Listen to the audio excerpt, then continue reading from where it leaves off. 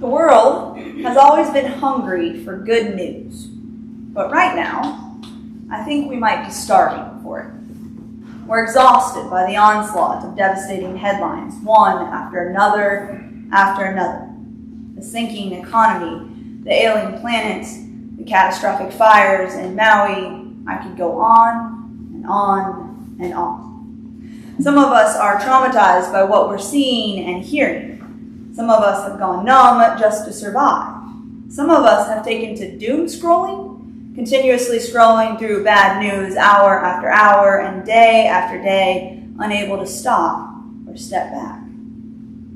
And yet, as Christians, we are called to be bearers of good news. In every situation, no matter how terrible or seemingly hopeless, we are called to hold out the life-giving, death-defying, world-changing promise of the gospel. The promise that a good and loving God is, even now, leaning towards us with love and mercy and justice and healing. The promise that God's saving, reconciling, liberating power is available for all people in all places at all times. This is the message we are called to proclaim and enact as Christians. But let's face it, the calling is not an easy one. The universality of God's love and compassion is easy to profess in the abstract. But in real life, in our actual everyday circumstances, when God's generosity chafes against our own fears and prejudices and suspicions and doubts, as soon as the rubber hits the road, the calling becomes much, much harder. So much harder that we find ourselves hoarding the good news instead of giving it away. Perhaps this week's gospel story, disturbing as it is, will offer us some comfort. As it turns out, even Jesus, the Son of God, struggled with this radical calling. Even Jesus had to grow his way into a comprehensive, all-inclusive understanding of generosity. If this shocks you, then maybe you have heard, as I have, of the perfect Jesus. Perfect Jesus was technically human, but his incarnation fell several steps short of actual humanness. He never messed up, never doubted, never backtracked, and never had to say he was sorry. He always had perfect reasons for saying the things he said and doing the things he did. So if he happened, for example, to speak with harshness rather than compassion, if he behaved in ways that were ethnocentric and rude, if he called a hurting, pleading woman a dog, well, he had perfect reasons for doing so. The problem with perfect Jesus, of course, is that he doesn't exist. The Jesus who appears in the Gospels is not half incarnate. He is as fully human as he is fully God, which is to say, he struggles, he snaps, he discovers, he grows, he falters, he learns, he fears, and he overcomes.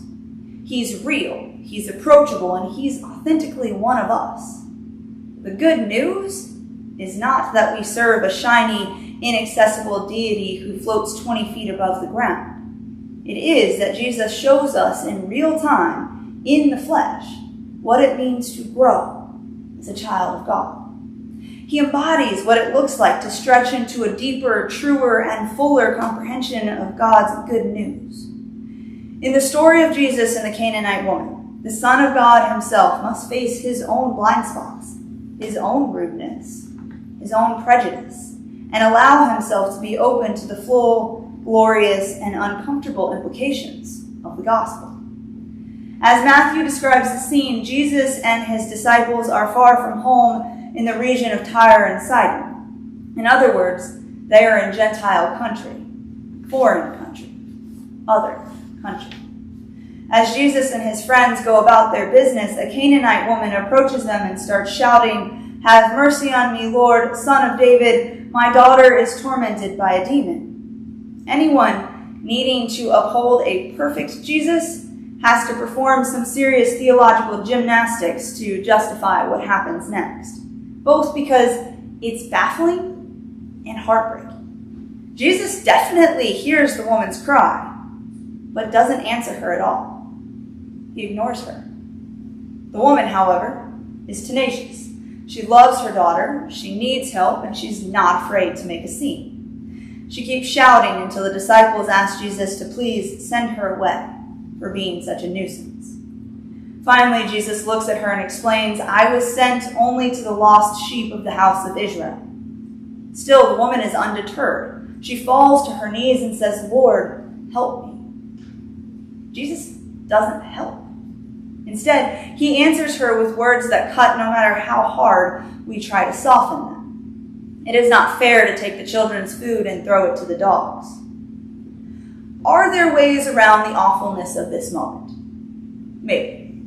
Maybe Jesus is tired and wants a break from the relentless demands of ministry. Maybe he's fed up with people begging him for gifts and favors. Maybe he's simply describing the reality of his mission. The healing he offers is for the children of Israel first. Maybe his ethnic slur is just a test, a deliberate provocation to prove the woman's devotion. These are all possibilities, but I don't think they do justice to the power of this story. What makes sense to me is that the Jesus we encounter in this moment is fully human, a product of his time and place, shaped as we all are by the conscious and unconscious biases, prejudices, and entitlements of his culture. Moreover, he is God incarnate, a holy Son still working out the scope and meaning of the divine vocation his Father has given him. He knows he's meant to share the good news, but he has not yet learned to ask if the good news is really and truly good news for everyone. He hasn't yet considered who it leaves out. Even Jesus has to learn how radically good the good news is. So the Canaanite woman schools him. Turning his slur right back at the man who insults her, she replies, "Yes, Lord, yet even the dogs eat the crumbs that fall from their master's table." It's a brilliant response, not least because it cuts to the very heart of Jesus' boundary-breaking, taboo-busting, division-destroying ministry of table fellowship. After all, he's the Messiah who eats with tax collectors and prostitutes. He's the rabbi who breaks bread with sinners. His disciples are the ones who earn the Pharisees' contempt for eating with unwashed hands. The table is precisely where Jesus shows the world who God is. And so, the table is precisely where the outsider, the Gentile, the outcast, the other, calls Jesus out. As if to say, "Lord, where's my good news? Where's my place at the table? When will your goodness be good enough for me and my daughter?" When I imagine this scene in my mind, I hear at least a full moment of stunned silence in the wake of the Canaanite woman's words. I imagine the implications of her words ricocheting through Jesus' mind and heart. If you are who you say you are, how can you be content while anyone goes hungry in the vicinity of your table?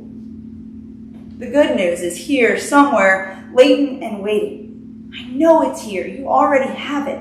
Now let it come to fruition. Look harder, push further, see better. Believe that there's enough good news to go around. Expand the circle, dissolve the boundaries, widen the table. Preach your good news to me.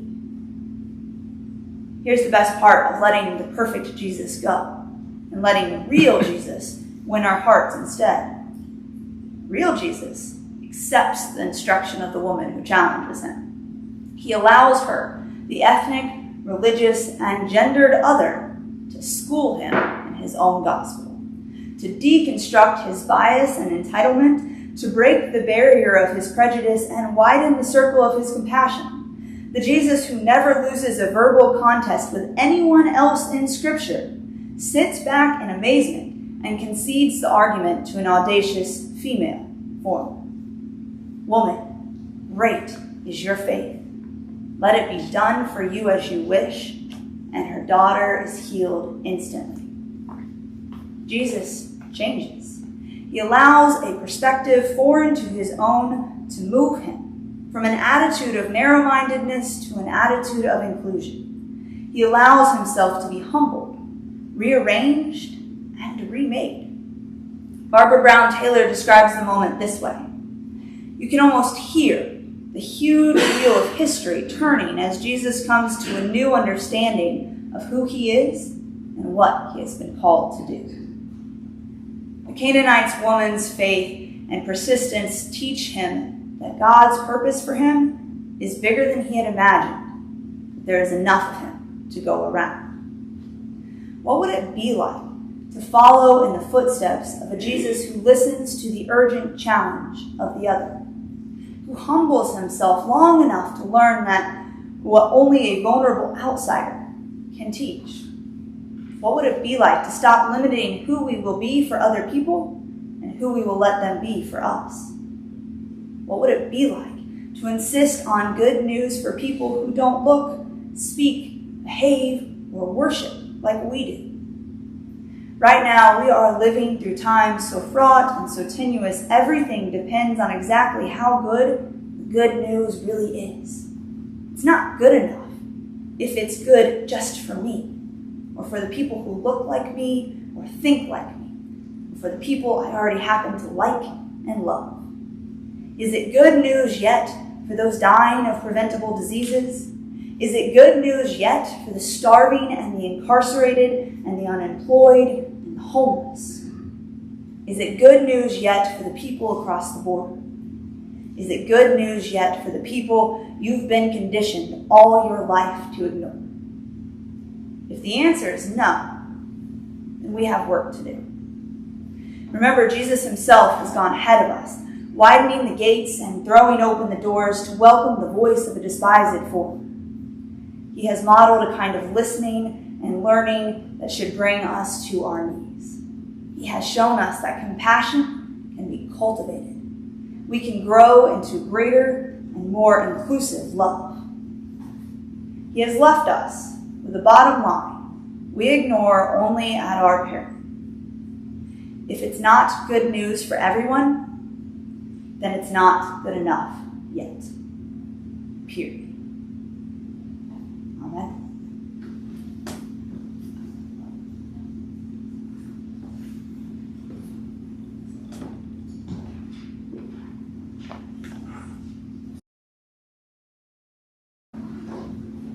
I'm familyless today.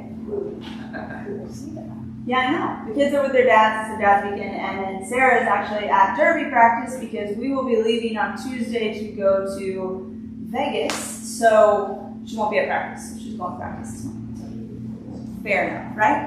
The only announcement that I think I saw on the forum was that remember about Spring Mill, which is in October. Was there any other announcements? Yeah, go for it. I'd like to thank the people that have been mowing the yard, churchyard, and it's going to be really hot this week. I don't even know if it's going to be mowed this week, but we have a few more weeks probably. We are going to have to mow, so anybody that can help out, we would appreciate it. And keep us in your prayers tomorrow because we have the insurance inspector coming for the roof and the damage in the Sack Street. So just keep us in prayer. We hope that they'll cover some. Thanks. Any other announcements? Red wagon. The red wagon. That's the second Sunday of the month, right? Yeah, but anytime we want to bring something, the wagon's there. Okay, that's for Life Pantry, dry goods, right? Anything else? There's a red wagon on the other side of those doors. We take it every second Sunday, though. Any birthdays or anniversaries?